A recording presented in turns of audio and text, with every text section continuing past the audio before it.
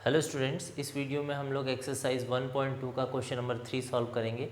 Question में हमसे बोला गया है show how root 5 can be represented on the number line. हमें ये शो करना है कि हम रूट 5 को किस तरह से नंबर लाइन पर रिप्रेजेंट कर सकते हैं। रूट 5 जो कि हमारा एक इरेशनल नंबर है, उसे हमें नंबर लाइन पर रिप्रेजेंट करना है।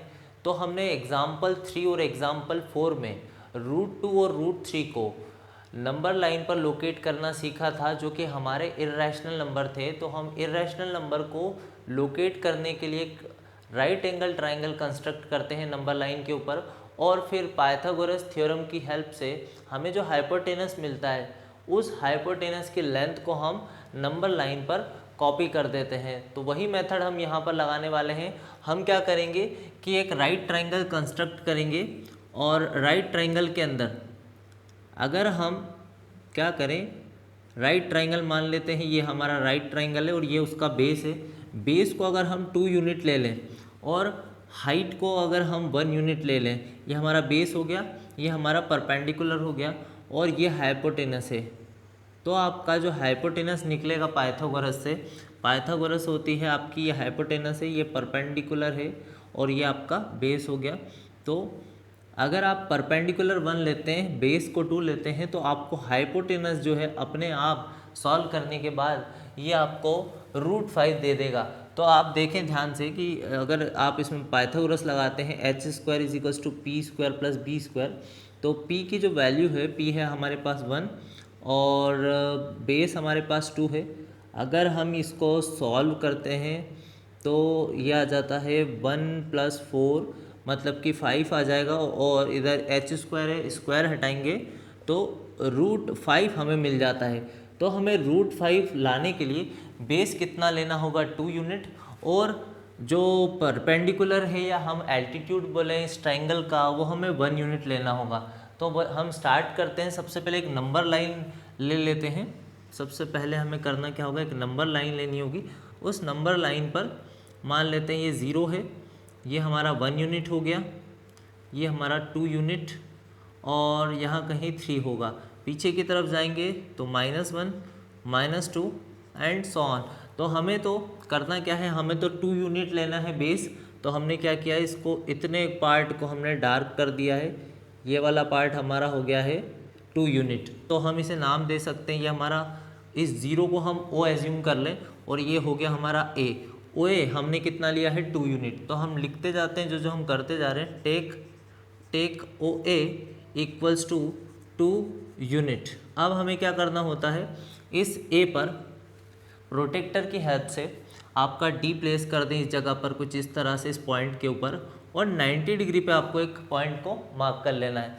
और इस 90 डिग्री वाले पॉइंट से जाते हुए आपको एक डॉटेड लाइन इस तरह से स्केल की हेल्प से ड्रॉ कर लेनी है। स्केल की हेल्प से आप अगर इस लाइन को ड्रॉ करते हैं, फिर आपको कंपास का एक आर्म यहाँ प्लेस करके 1 सेंटीमीटर या 1 यूनिट, जो भी आपने 1 यूनिट यहाँ पर एज्यूम किया है, उस 1 यूनिट को ओपन करके आपको एक आर्क यहाँ पर ऐसे कट कर देना है। इस जगह पर ए को सेंटर मानना है, 1 यूनिट ओपन करना है आपको। जो आपने 1 यूनिट जो भी लिया है, 1 सेंटीमीटर लिया है तो 1 सेंटीमीटर ओपन करें, 1 इंच लिया है तो 1 इंच ओपन करें, और ए को सेंटर मान के एक आर्क कट करना है। इस पॉइंट को आपको बी दे देना है।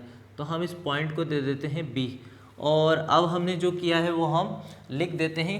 हमने एक परपेंडिकुलर ड्रॉ कर लिया है ए बी, ये हमारा परपेंडिकुलर है ए बी, किस पर है ये, ओ ए पर परपेंडिकुलर है। तो हम ये स्टेप हम नीचे लिख देते हैं, ड्रॉ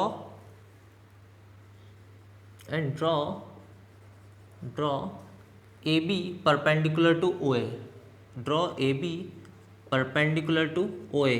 ये हमारा साइन परपेंडिकुलर का होता है, और ए बी की जो लेंथ है वो हमने कितनी ली है, 1 यूनिट ली है, 1 यूनिट, और ओ ए था हमारा 2 यूनिट। ये वाला 2 यूनिट है, ये 1 यूनिट है। तो हम लिख सकते हैं ए बी है हमारे पास में कितना, 2 यूनिट, 1 यूनिट। ए बी है हमारे पास 1 यूनिट, ये वाला। अब हम क्या करें, इसे ज्वाइन कर दें बी और ओ को। तो ये हमारा एक राइट ट्रायंगल बन चुका है। अब इस राइट ट्रायंगल के लिए हम साइड्स देखें तो 90 के सामने हमारा हाइपोटेनस होता है, ये हमारा हाइपोटेनस हो गया। और यदि हम यहाँ पर एंगल को एज्यूम करते हैं तो एंगल के अपोजिट हमें मिलता है परपेंडिकुलर, तो ये परपेंडिकुलर हो गया। और बेस हमारा है, बेस कितना है हमारे पास 2 यूनिट, तो ये बेस हो गया हमारा 2 यूनिट। अब हम इस ट्राइंगल में पाइथागोरस लगा लें। ट्राइंगल का नाम है OAB में, तो इन राइट ट्राइंगल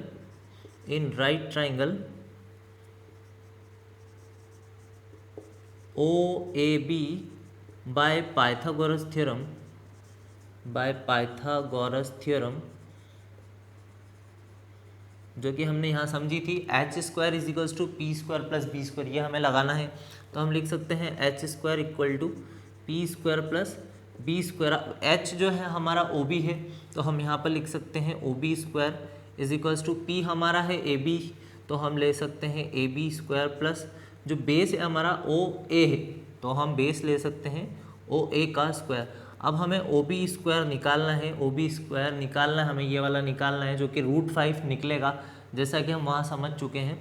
तो हमें किस किस की वैल्यू रखना है, AB हमारा है 1 यूनिट, तो इसको हम ले लेते हैं 1 का स्क्वायर प्लस OA है हमारे पास में 2 यूनिट, ये 1 और ये 1, मतलब टोटल 2 यूनिट है ये हमारे पास, तो 2 का स्क्वायर कर दें। और इसको जब हम सॉल्व करते हैं ये हो जाएगा हमारा 1 + 4। अब हम इसको यहाँ पर कर लेते हैं, इस तरफ यहाँ पर, तो क्या आ रहा है हमारे पास में OB² = 1 + 4, मतलब ये 5 हो जाएगा। तो हम लिख सकते हैं OB² = 5, और OB जो आएगा हमारा स्क्वायर हटा दें तो √5 आ रहा है। तो हमने ये तो प्रूफ कर दिया कि जो OB है हमारा √5 है। अब हमें क्या करना होगा, O को सेंटर मानना है हमें, और कंपास का एक आर्म यहाँ प्लेस करना है, और OB रेडियस लेना है। आपको क्या करना है, कंपास का एक आर्म O पर प्लेस करना है, दूसरा आर्म आपको B पर प्लेस करना, मतलब O को सेंटर मान के और OB को रेडियस मान के आपको एक आर्क ड्रॉ करना है नीचे तक, जो नंबर लाइन को कट करेगा। तो आपको कुछ इस तरह से ऐसे कुछ कंपास को चलाना है नीचे, और एक आर्क ऐसे काट देना है। तो मान लीजिए मैंने यहाँ पर इस पॉइंट पर रखा कंपास को, और एक आर्क B से नीचे की तरफ ड्रॉ किया, ऐसा कुछ। तो ये P पॉइंट पर कट करता है इस नंबर लाइन को, ये P पॉइंट पर कट करता है, और ये हमारा A पॉइंट है पीछे वाला, ये A है, और ये वाला B है जिस पॉइंट पर वो कट हुआ है। तो हमारा OB और OP ये इक्वल होगा, और हम प्रूफ कर चुके हैं कि OB √5 है, तो OP भी हमारा √5 होगा। तो हमने रिप्रेजेंट कर दिया है √5 को नंबर लाइन पर। OP जो लेंथ है हमारी, ये किसको रिप्रेजेंट कर रही है, √5 को रिप्रेजेंट कर रही है नंबर लाइन पर। अब हमें क्या लिखना होगा वो हम देख लेते हैं। Now O as center and OB as radius,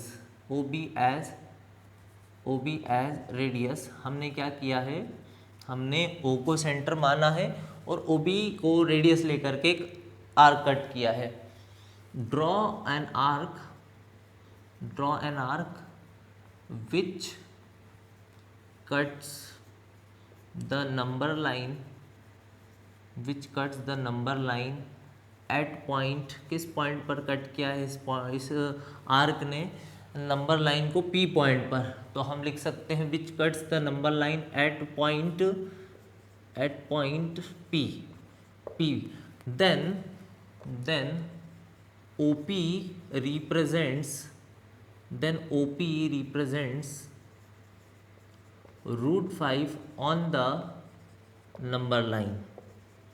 तो हमने ये बात प्रूव कर दी है अब कि जो हमारा ये OP है, ये वाला जो लेंथ है ये OB के बराबर है, और OP जो है हमारा नंबर लाइन पर किसको रिप्रेजेंट कर रहा है, √5 को रिप्रेजेंट कर रहा है। बिल्कुल ये क्वेश्चन हमारा एग्जाम्पल 3 और 4 के ही जैसा है, जो कि हम बहुत अच्छे से समझ चुके थे। अगर फिर भी आपको इससे रिलेटेड कोई डाउट रह गया है तो आप मुझे कमेंट सेक्शन में बता सकते हैं। मिलते हैं नेक्स्ट क्वेश्चन में।